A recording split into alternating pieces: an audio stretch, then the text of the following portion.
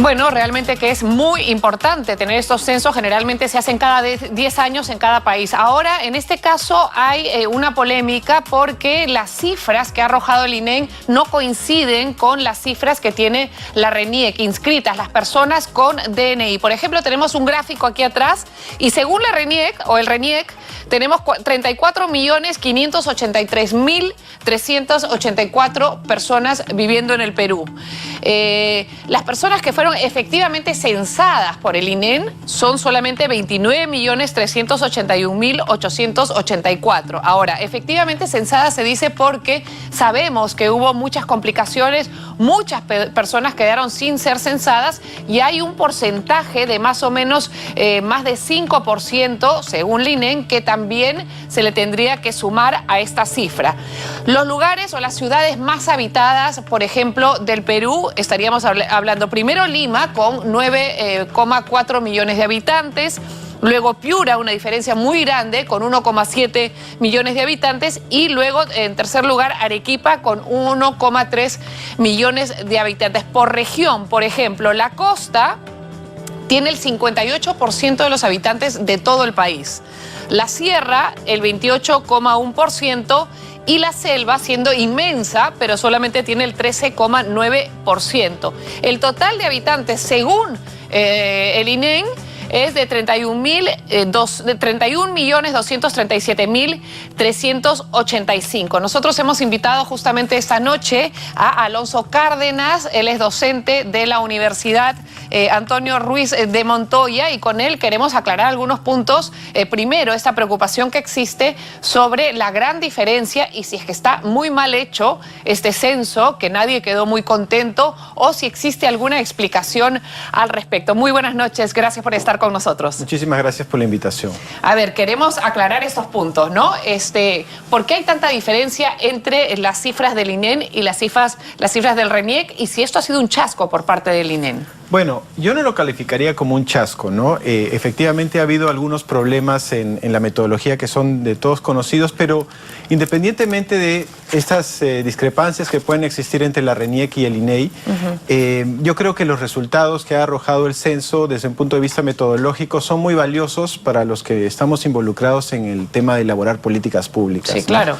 Porque los que estamos involucrados en este mundo de las políticas públicas vemos al censo como los ojos que nosotros necesitamos para poder entender una realidad compleja como la que ha sucedido en el Perú en los últimos 10 años, ¿no? Podríamos decir que el censo son los ojos del Estado para efectivamente intervenir a través de sus políticas y modificar situaciones complejas, situaciones problemáticas y sobre todo mejorar la calidad de vida de poblaciones objetivo. Ahora, pero estamos hablando de una diferencia de un 20%, que es una diferencia muy grande. O sea, si el INEI, perdón, estuve diciendo el INEI efectivamente estaba hablando de más o menos más de 31 millones de habitantes y personas que con nombre y apellido tienen su DNI registrados, somos más de 33, o hay una diferencia de más o menos 2 millones de personas. ¿Eso podría alterar las decisiones de las políticas públicas? Podría alterar las decisiones de las políticas públicas y sobre todo yo creo que es una lección aprendida para el futuro,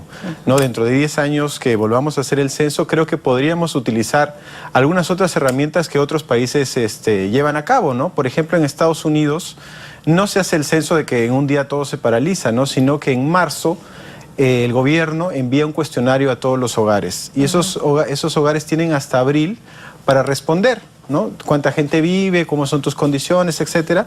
Y si no respondes, el gobierno va y pregunta efectivamente cómo es tu nivel de vida, te toca la puerta para ver efectivamente qué ha pasado, ¿no? Entonces se hace por correo.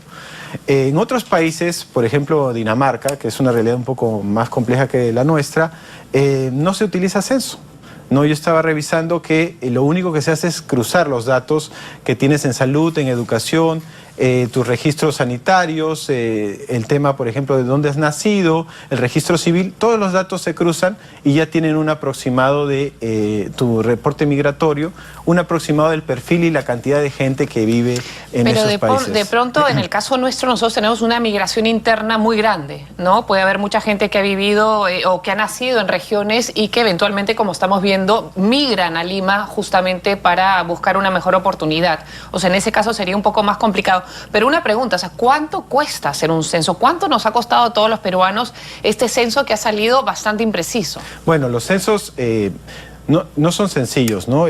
No tengo las cifras exactas, pero el censo debe haber costado, sobre todo en el material de capacitación, unos 80, 50 millones de soles. No conozco la cifra exacta, pero más allá de los resultados que pueden tener cierto grado de interpretación, yo creo que nos da algunas luces, ¿no? Por ejemplo, usted mencionaba el tema de la migración a Lima, pero el censo nos dice que la región donde más gente ha migrado no es Lima, es Madre de Dios, ¿no? Y ahí, por ejemplo, el Estado tiene que poner todos los focos rojos porque la migración de Madre de Dios en los últimos 10 años ha sido de casi el 30%. Claro, y no existe la infraestructura, digamos, para atender a toda esa población nueva. Claro, y además no solamente hay una cantidad enorme de gente que ha migrado a Madre de Dios, sino que la brecha entre hombres y mujeres es enorme, ¿no? O sea, en Perú hay 480.000 más mujeres que hombres, pero en Madre de Dios ese porcentaje es 10 veces mayor.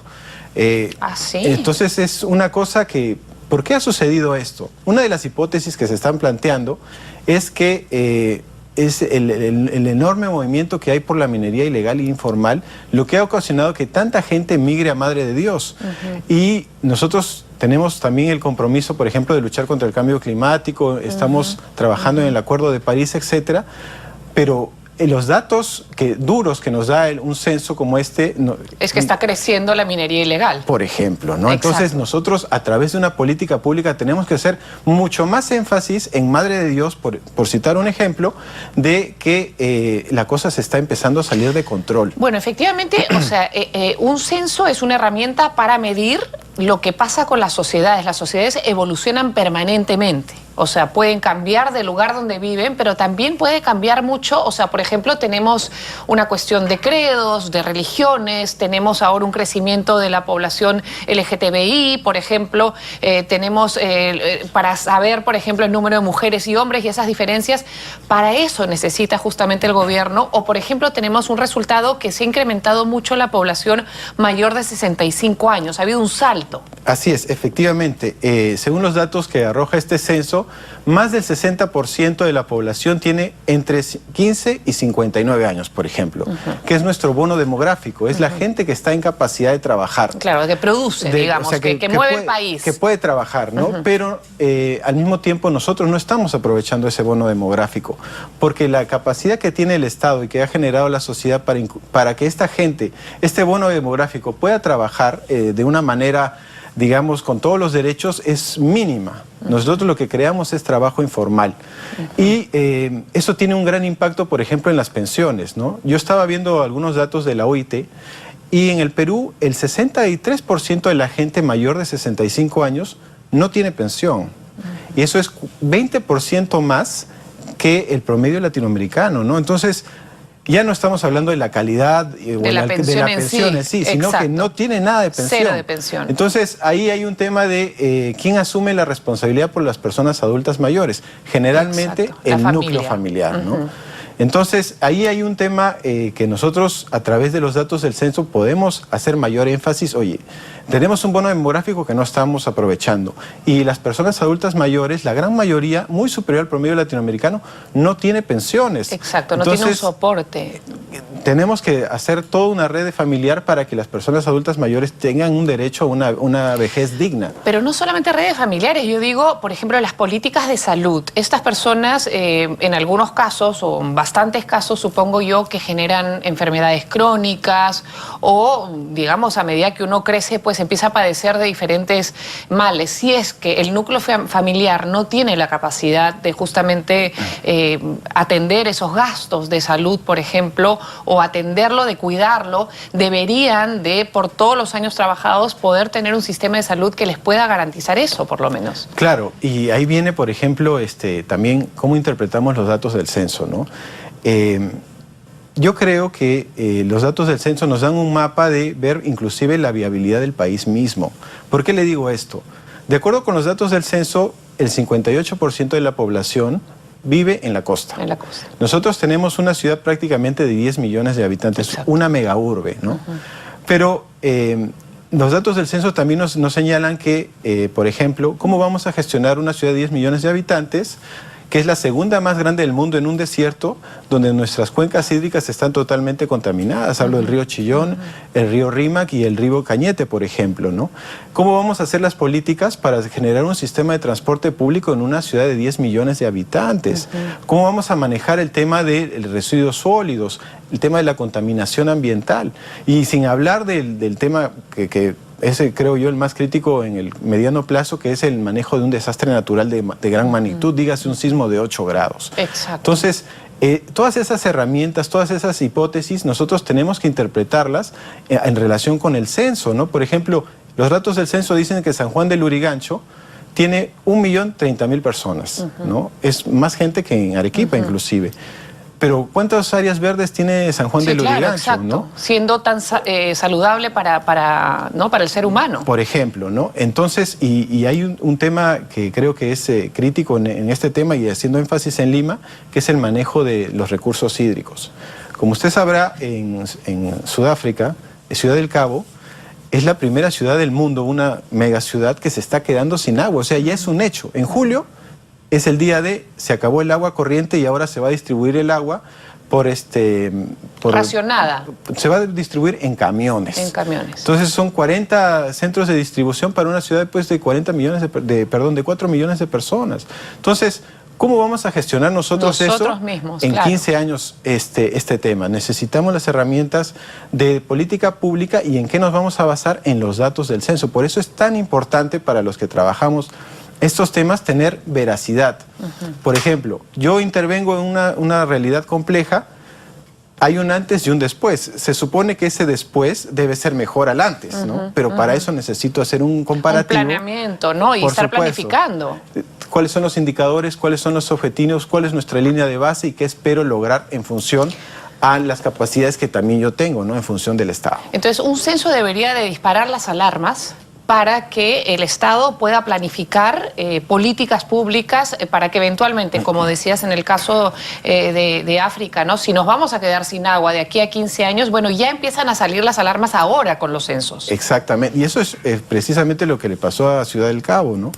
La clase política, el Congreso Nacional Africano, no escuchaba a los científicos que le decía, oye, alerta, claro. y cuando nos dimos cuenta ya tenemos el problema encima, ¿no? Ahora, la diferencia esta que estamos hablando y que ha generado tanta polémica entre la cifra de 2 millones adicionales que registra la RENIEC versus los habitantes que registra el INEI, bueno, en realidad pueden haber muchos, no sé cuántos miles de peruanos tienen DNI y viven en el extranjero. No sé de cuántos estamos hablando. 3 millones. 3 millones, más o menos. Entonces ahí se está sumando un poco, acorta la brecha de la diferencia en estas cifras. También puede existir una cifra, me imagino, mínima, porque supongo que están cruzadas la información de personas que fallecen, ¿no? Y hasta que se tramita, ¿no? Supongo que ahí también hay una cifra. Entonces estaríamos hablando de una diferencia no tan amplia como la que se dice. Lo más importante es lo que hemos estado hablando, ¿no? Poder verificar, revisar cada una de estas cifras para que el Estado pueda tomar acción. Claro, o sea, si un Estado no tiene un censo, está prácticamente ciego, ¿no? Entonces, lo que nosotros tenemos que hacer a través de estos datos es, por ejemplo, digamos, usted sabe que el problema de la obesidad infantil cada vez es más grave, ¿no? Entonces necesitamos cifras del censo que nos digan, oye, ¿cuántas personas tienen sobrepeso? ¿Cuántas personas tienen obesidad?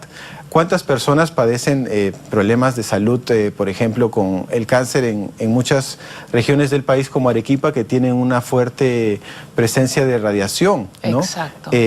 ¿Cuántas personas tienen efectivamente acceso al agua, a un desagüe? ¿Cuántas personas tienen frío, por ejemplo, en Puno? Imaginemos que nosotros tenemos la responsabilidad de controlar el friaje. Exacto, todos los años estamos en lo mismo, por ejemplo. Nos fijamos en el censo que nos dice, en esta población se espera que haya tantos habitantes, pero nosotros llegamos y de repente son 50% menos o 50% más. Entonces, toda la planificación que nosotros hemos hecho puede tener algunos problemas porque las cifras No se ajustan a la realidad. No se ajustan a la realidad, ¿no? Entonces, para nosotros, los que estamos trabajando políticas públicas, es un elemento fundamental.